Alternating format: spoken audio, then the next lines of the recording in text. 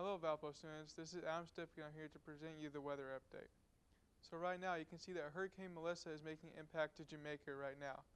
And then over the next couple of hours it's supposed to go over Jamaica and impact Cuba. I would expect it to still remain Category 5 strength, as it is one of the most powerful hurricanes that's ever happened in the Atlantic Basin. And then looking into the future, we can see that the hurricane path is expected to fizzle out into the Atlantic Ocean, hopefully not impacting anyone else after Cuba.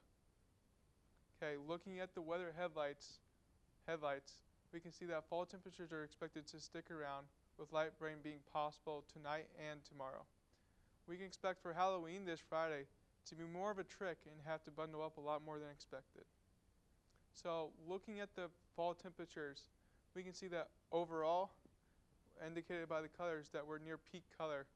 And then looking into Valpo, I would expect the peak color, to happen more overnight until tomorrow, and then for it to be peak color for a couple more days after.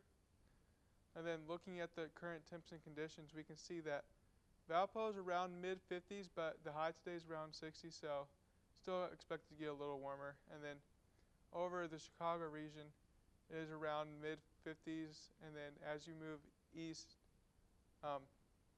it is expected to be around still also mid 50s.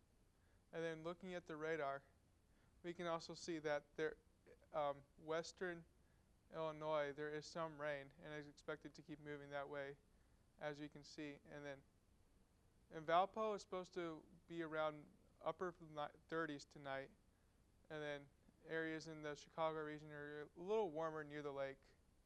And then as we move into Wednesday, temperatures aren't expected to get as high as they were today, but they're still going to remain in the upper 40s to low 50s. And then looking by the hour forecast, we can see that over the next couple hours it's supposed to still increase to around 60, which is the high. And then over the next hours after that, it's supposed to just decreasing. And then especially when the cold front comes in.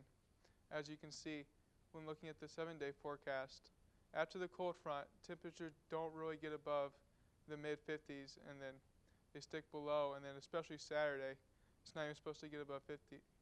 And then we could see our first below freezing temperature Saturday night. I would keep an eye out for that, and then thank you for joining me.